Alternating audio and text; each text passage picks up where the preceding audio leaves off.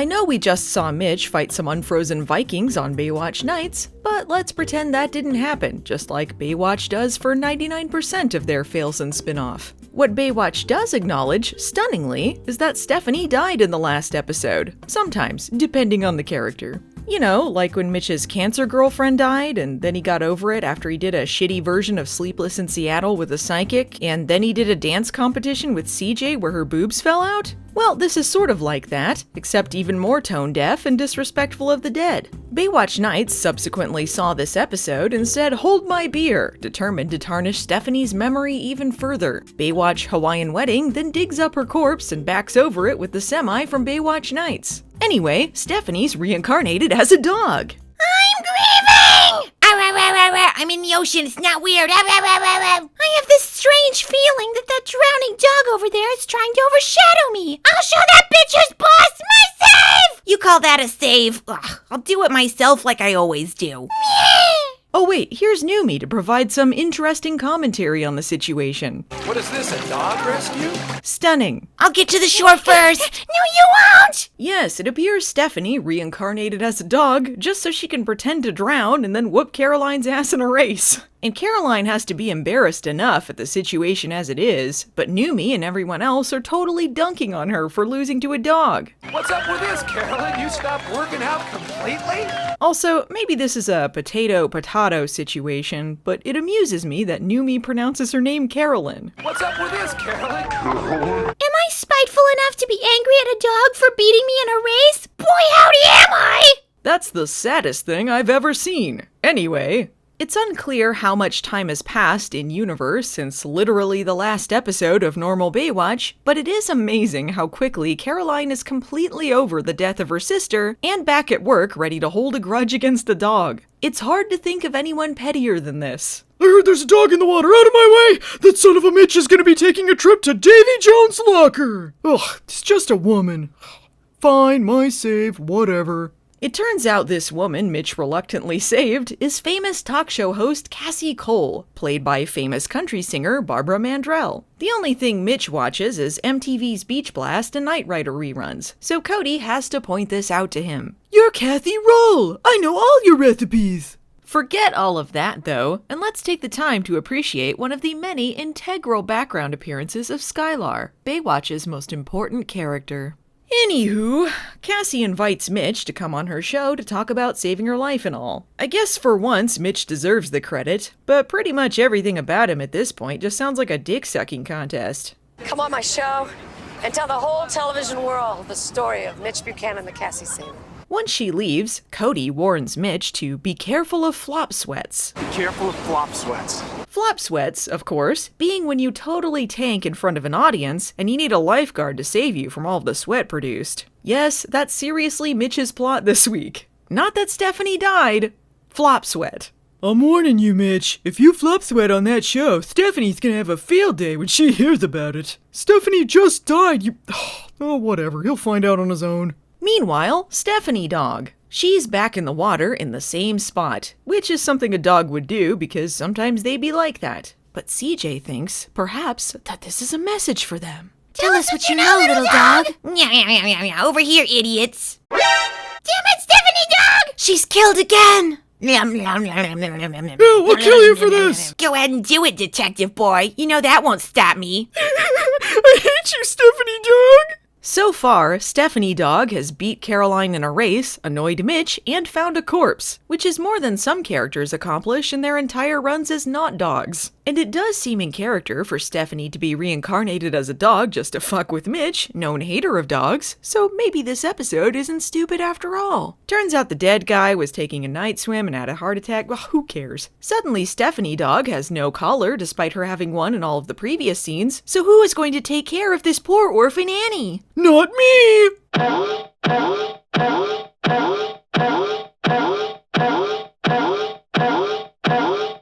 we'll do it. Let me just get a blanket out of Stephanie. Quit hiding me with your clothes! I'm gonna have to accept the fact that Stephanie's not here anymore. Just do what Mitch did and distract yourself by reading up on ancient Viking facts. Yeah, I suppose. I guess I don't have room to talk. I know Mitch took it much harder than me. Despite the fact earlier in the season they were talking about Cody moving in and seemed to indicate Stephanie no longer lived there, now she's got a bunch of stuff in the apartment to assert her dominance even after death. And what's this? The dog wants to sleep on Stephanie's bed? It's unlike a dog to want to sleep on a bed. What could this mean? Okay, this is adorable. There's some nonsense about Caroline and CJ training the dog for the dive team, but really, it's just an excuse to give a dog a tiny rescue can, and that was absolutely the correct decision. Meanwhile, where the Vikings at? Oh, son of a Mitch! I was in the water and the waves came and I can feel it grammar. Feel it grammar.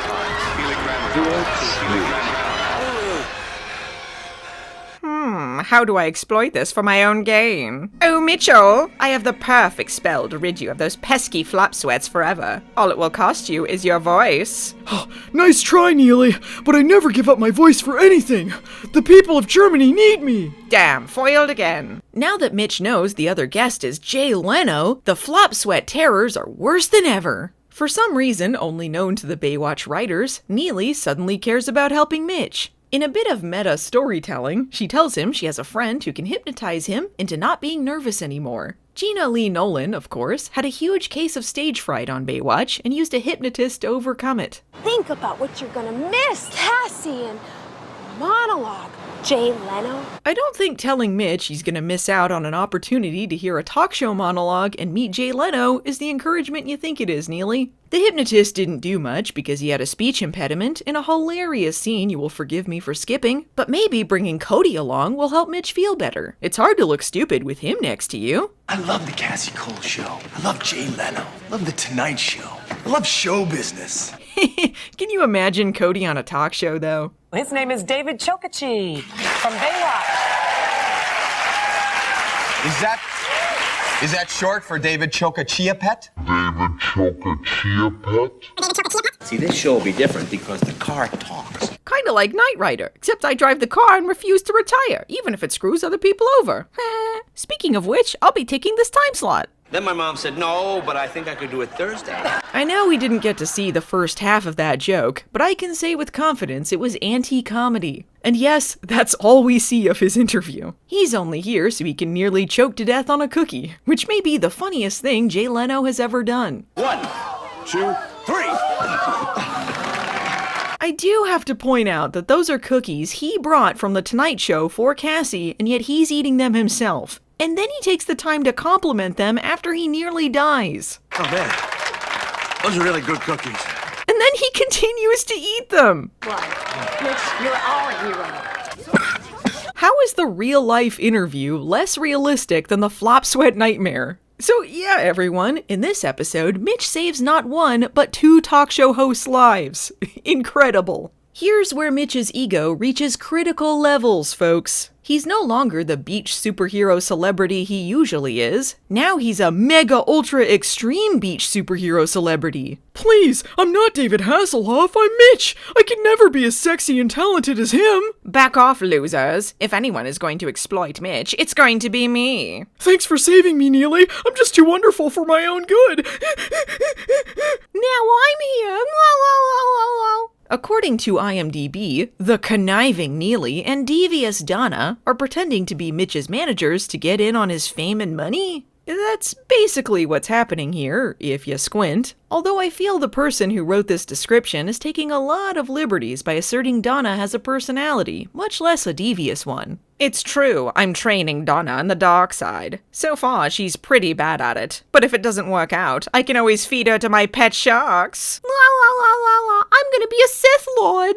So not only does Cassie Cole want Mitch to come back on, but Jay Leno wants him on The Tonight Show too. You could tell Jay Leno really wanted to see him again by the way he stuffed his face and reacted to the man who saved his life with the mildest of interest. Maybe I sound harsh here, but of the 2 stars of Collision Course, his was the least interesting Baywatch appearance.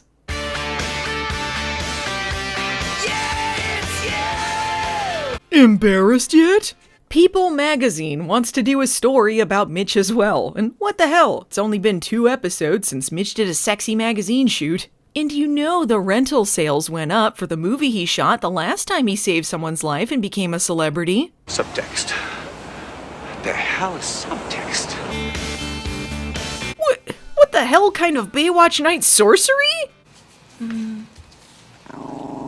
Get out of that ice cream, CJ. You don't scare me, bitch. Oh, that's real original. Next time, I'm gonna be reincarnated as Cody and kill you. That's how reincarnation works, right? According to this episode, it is. Who do you think you are, Stephanie? Yep, that's seriously what we're going with. That's no ordinary recycling dog. That's Stephanie. That Annie is Stephanie. No, that the spirit of Stephanie lives inside the body of Annie. What, are you talking about reincarnation? The spirit lives eternally and it just jumps around and burrows other bodies. Alright, well, this sounds less like reincarnation and more like possession. At best, it's an oh heavenly dog scenario, and Stephanie has overwritten the dog's previous soul, taking the husk as her own. Either way, I just don't think any of it adds up. Meanwhile, Ugh, some stupid drowning victims are ruining my second interview. Mitch, whoa, what's going on out there? Stay with it. What is it, an earthquake? he's a lifeguard running toward the water. Take a wild fucking guess. My save. Not in my TV interview, you damn Stephanie dog! She got there first. No! Now I'm the hero. Suck it, Mitch. But I saved Jay Leno from a cookie. Only Mitch Buchanan can make you feel like a man who saved 2 lives still needed to be taken down a peg. And I understand that they're writing a part especially for her on Melrose Place. Yeah, my job here is done. Well, I guess it's true what they say, huh? Everybody gets their 15 minutes of fame. Wow, Mitch, looks like you've somehow co-opted the story about my sister coming back to life as a dog for yourself. Well, it isn't easy being the center of the universe. It's my locket. So So I lent it to Stephanie last year and she's the only one who would know where it is. I guess Stephanie's spirit is now trapped in a dog. Canon accepted. And we never see this dog again, so I guess they just got rid of reincarnated Stephanie pretty much immediately. Hey, it's not any dumber than anything on Baywatch Nights. Next time on Baywatch Nights, Mitch and Ryan are stuck in an evil D&D game, just like Myst. Game over.